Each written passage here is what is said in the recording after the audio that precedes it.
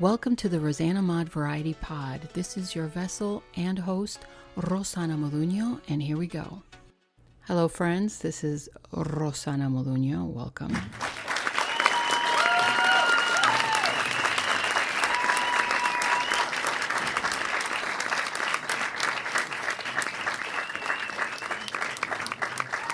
Thank you very much.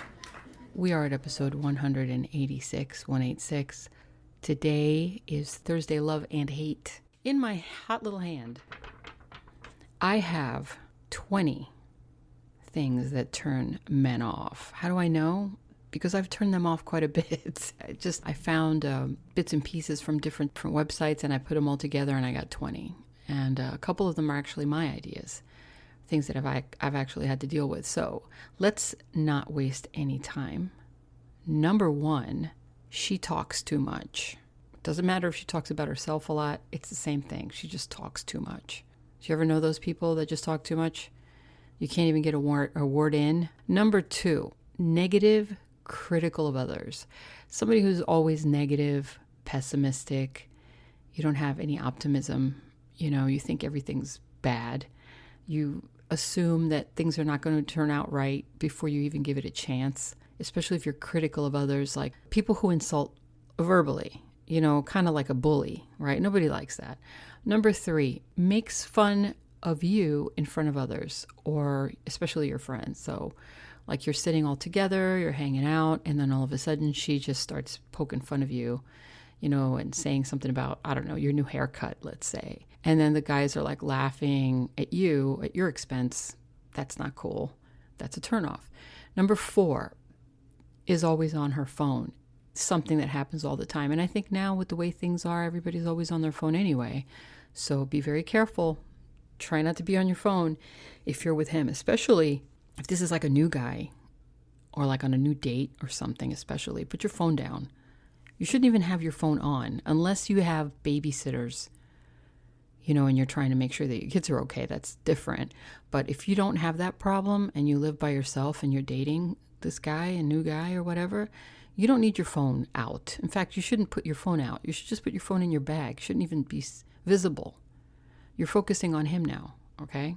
Number five, baby voice. Oh my God, that is so annoying. Do you guys remember Office Space? That redhead lady? I don't even want to make the mimic, but you know who I'm talking about, right? The little baby voice and girls trying to be cute. If you're an adult woman, you don't need to be sounding like that, okay? It's not cute anymore. It's not. It used to be the thing. I don't know why. And I still know people that do it. I don't know if they do it on purpose or maybe they've just done it for so long that it kind of stuck. Number six. Oh, we're getting into the bedroom. Cover your ears. Okay. I'll try to make this as less explicit as possible. Are you a dead fish? Do you know what that means? Are you a dead fish? Are you just laying there? Why would that be good for anybody? Would you like it if the guy just lay there and didn't do anything? Some people wouldn't mind. If you don't know how to do anything, watch a porno. I know that sounds really bad, but listen, it works. Just watch one. Pick up some pointers. Don't exaggerate. Which leads me into the segue into number 7, which is don't be a porn star. Don't exaggerate. If that's not the way that you really are, if you're not a sexual person by nature, it's going to show up as fake. Anybody can see that it's fake if you're faking it, like flipping your hair back and moaning out loud and being loud, obnoxious. Like everybody can see that that's fake. That's a turnoff, believe it or not. Okay. Number 8, you don't initiate. You just wait for him to do make the first move. And that's a turnoff too. After a while, it gets a little boring and he's going to think she's not interested because she's not really even initiating anything. So she's probably not interested. He gets tired after a while. You know how nice it is for a woman to take initiation? It shows confidence, and I think that's a big plus for any woman. So if you're sitting there with a guy and you're really attracted to him and he's attracted to you and there's a mutual understanding, maybe you've already kissed before, you're just kind of feeling each other out, so to speak. It's okay to make the first move if you've already done it. I mean, if you've already kissed and stuff, All right, number 9, you're a little bit too aggressive, meaning you could hurt him in his private spots. So be very careful. Don't manhandle stuff, okay? Be very gentle, all right? Because that's a gentle place, and you don't want to hurt anything. Also, so, not all men are like that, though. I have to say, some men are pretty rough. They like things a little rough, and that's okay. But if you don't know the person and you're starting to just meet them, I think the safest way to approach it is just to be on the gentle side, because that way you're not hurting anything and you don't know yet. So you're putting yourself in a positive place with him. He sees that you're interested and you're being nice, and that's cool. And then later he'll probably say, slap me a little. Okay, whatever. That's up to you. Number 10, she's too jealous. Men don't like women that are jealous. I think that's for most men, I think. Maybe 90% of men. Some men might find it exciting that she's jealous, but that's only temporary. He doesn't want you looking at his phone or peeking at his phone, or who you talking to, who's calling, who is that? It's different if you've cheated and you got caught and here you are in this kind of level. It depends on the relationship and the stage that you're in. Obviously, if you have issues and you've cheated before, then it's okay for her to ask who's calling, you understand? But if you're just meeting her, girls, if you're just meeting him, you don't need to look through his phone. You don't even need to ask him who that was who called. You really don't. That just sounds nosy and obstructive, jealous, obsessive, possessive. It's a negative. Number 11, she doesn't like your friends. Of course, you're not going to like his friends all the time. And you're not going to like all of his friends, because some friends might be cool. Some of them might be jerks. Some of them you might find as bad influences on the relationship. Still, that's none of your business. If you're together with him and he's got these friends that are long-standing, these friends are going to take precedence over you in the beginning of the relationship, because he's already established this relationship with his friends. So there really isn't your place to say, I don't want you going out with these guys, because it's okay if you're... It depends, like I said, it depends on the level and how deep your relationship is. I'm just talking about if you just meet the person for the first time, or for a couple of dates and you meet his friends and you're like, I don't like your friends. Your friends are jerks, or I don't like that guy. I don't want you going out with that guy. You're out of line. Now, if you're in a committed relationship and you've been together for a long time and you've seen that this guy that you don't like has caused problems in your relationship already, then it's okay to say, you know what? He's been causing a lot of problems. 12, we're getting into the physical. Too much perfume. Who doesn't hate that? Too much perfume on a woman stinks. A lot of times women don't understand. They don't smell it on themselves because you are so used to smelling it. This is the trick. You know how they say you just put a little drop here and there? Okay, I agree with that. Please don't spray perfume on your hair. Why are you doing that? Perfume on your hair, first of all, is going to stay on your hair. And everywhere you walk, it's going to stink. And it might not be in a good way. Also, if you spray it in the roots of your hair, you're grabbing the oils in your roots, in your scalp. It's going to smell different than the rest of your body. So what are you going to do? You're going to put it where your perfume spots go. Okay? Just a little bit of spray, like on a cotton ball. And then I would rub the cotton ball behind my earlobes, and then on the inside of your wrist and inside your elbow. That's it. Really, that's it. That's all you need. If you don't have a cotton ball, well, then you're going to have to just spray it into a finger and then just use your finger and put it behind your earlobes, and that's it. Because I'm telling you, once you have perfume and it mixes with your body oils, it's going to smell different. That's why when you go out and you buy perfume, you always make sure that you walk around a little bit before you buy it. Spray it on that little card that they give you at the mall or whatever, wherever you get your perfume. And you say, oh, it smells really good. Yeah, I'll take this. Don't do it. You haven't sprayed it on yourself. The card doesn't have any oils. You know how perfume smells different on different people, like the same perfume? What smells good on me won't smell good on you, because we have different pheromones. We have different human pheromones, and those pheromones will mix with the certain scents, but what I do is I spray it on the card, I smell it, I put it in my bag or whatever, and I walk around for about an hour, and then I'll smell it again. If it smells really good, then I'll spray a little bit on my finger, I'll put some on my wrist, and then I'll walk around the mall for about an hour. I'll come back and I'll smell it again. And it changed already, that smell. Compared to the card, it's going to be a totally different scent. Try it. 13, too much makeup. A lot of guys don't like a lot of makeup. I don't think anybody does. It sounds You don't want to look like Tammy Faye Baker. I mean, let's just admit it. It's too much. Don't put too much makeup on. You don't need too much makeup on. Even if you go to like a gala event, you don't need too much makeup on. If you're into false eyelashes, that's cool. But why wear the real big fake ones that are like 2 inches long? That looks ridiculous. Especially if you're just going to work. Why wear that? So just, if you need false eyelashes, which I would not recommend unless you're going somewhere or you're doing something special, you don't have to get the 2-inch ones. Get the ones that look natural. Also, heavy on the eyeliner. If you're a blonde, you don't want to wear black eyeliner. You want to wear brown eyeliner, because if you're fair-skinned, you don't want to wear black eyeliner unless you want to look like a gothic chick. You see? If you're a brunette, you could wear black eyeliner, but if you're fair-skinned, be careful. Sometimes brown-black eye pencil is actually better than just plain black. Black-brown, try it. And lipstick. You don't want to wear bright red lipstick all day. You don't want to wear purple lipstick or blue lipstick. If you do, be very careful how you wear it. You have to make sure that a lot of these matte lipsticks will bring out the lines in your lips and make your lips dry. So what I do, you could wear dark lipstick colors, but just put chapstick underneath first and then put the lipstick on top. And that'll keep your lips moisturized.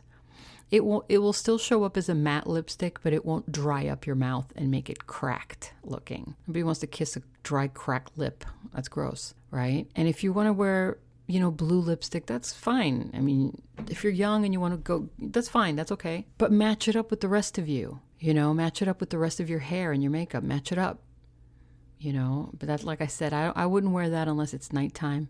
I wouldn't wear bright lipsticks unless it's nighttime. And if it is daytime, it depends on where you go. So on a date, just be careful. Natural lipsticks are always nicer looking and easier to kiss, than something that's going to get all over him, and he might not like that. So, yeah, I know. You don't have to conform to him. I get it. I understand. I'm hearing people saying that, but no, I'm not saying that you should change yourself and you can find the guy that's going to like you. But if you haven't found anybody yet, and some of these things are on the list of the things that men are turned off by, you might want to take a look at it, right? Just change a little bit of it. Number 14 is no confidence. Nobody likes a woman with no confidence. Confidence is like the number one turn on for any man. Men don't like women with no self-esteem. You have to be confident in yourself. If you feel bad about you, why should anybody feel good about you? Confidence is an attractor. It's a magnet. It attracts people into you. 15 talks about X a lot. Yes, we tend to do that, especially when we first meet somebody. So are you divorced? Yes, I'm divorced. Well, when did you get divorced? Oh, I got divorced, 5 years ago. Oh, why did it end? That's an okay question to ask. Why did the relationship end? Because you want to know if she's a cheater. Well, I kind of cheated on my husband and he found out. And you could say that, right? It's the truth. But you don't want to keep talking about the ex-husband. You don't want to say, yeah, I got divorced 5 years ago and yeah, he was such a jerk. Well, let me tell you, he did and he did that and he did that. And I was like, all right, you already lost him, this new guy, because he's thinking, is she still hooked on him? Why is she still talking about her ex? When it's over, it's over. Or you can decline to answer. If he says, so are you divorced? Yes. Well, when did you get divorced? 5 years ago. Oh, how did it end? Oh, it was, we just didn't get along, but I really don't want to talk about him. Tell me about you. That's how you flip the conversation, just like that. 16 does not appreciate him. So the woman does not appreciate the man. He does little things around the house, or he does little things for her. He calls her and, maybe not all the time, but calls her, just to see how she's doing. It's nice, but she doesn't appreciate it. She doesn't even pay it attention. She doesn't give him kudos. She doesn't say, I really like it when you ask about me. That's really nice that you did that. Or, thank you for sending me flowers. That was cool. Or he shows up with flowers, or he shows up with candy, or he shows up with something. It's like, oh, that's really sweet. Or it's nice, that you took me here. I like this place that you picked, or you just appreciate him for what he does for you. Appreciate him for little things. Men love to be appreciated. It's a virtual pat on the back. More than that, though, from coming from a woman, it's more than that. So it's nice. Number 17 is she's selfish. So by that I mean she doesn't want to give up time to the man. She doesn't want to share anything with him. It's, just secretive, mysterious, doesn't want to, just basically kind of like a introverted crab, doesn't want to do anything with him that's part of her life. Like, doesn't allow him to be a part of her life. So he wants to be a part of your life. If you care about him, include him in your plans, include him in things that you do. If you're a single mom and you don't want him around your kids, why? Then why are you dating him? Then get rid of him. If you care about this guy, you don't have to always go out with your kids alone. I understand the loyalty there, but if you like this guy and you're giving him a chance, then bring him along. Say, hey, we're going to go to the zoo. Would you like to come? That's great. Yeah. Or I'm going out with some friends. Would you like to come? Yeah, sure. Number 18, doesn't want to try new things in bed. Well, this should have been up where the sex part was, but you're boring. I understand that some women have issues with sexuality. I understand I'm going to call it a problem because it is a problem.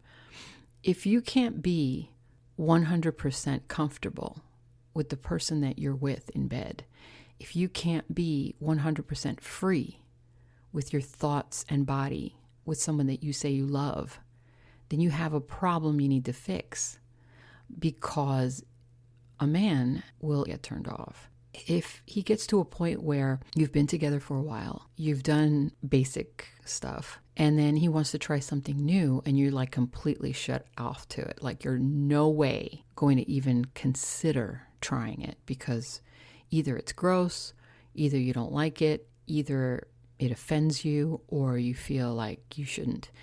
If you're at a place at that kind of a relationship where you trust each other and you love each other, then there shouldn't be, the word no should not exist in that arena.